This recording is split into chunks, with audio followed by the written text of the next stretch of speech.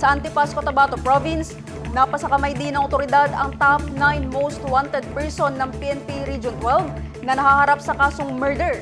Ang blotter mula kay Joelyn de la Cruz.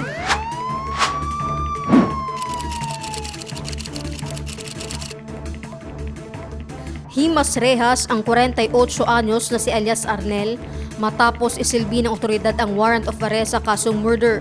Isinagawa ang operasyon a 21 ng Marso sa Purok 5, Barangay Poblasyon, Antipas, Cotabato. Ikinasa ito ng Antipas Municipal Police Station, Cotabato Police Province Office, 123rd Maneuver Company, Regional Mobile Force Battalion 12, 1st Provincial Mobile Force Company at Criminal Investigation and Detection Group, North Cotabato Provincial Field Unit. Nasa kustodiya na ng Antipas Municipal Police Station ang suspect para sa proper disposition at legal proceedings.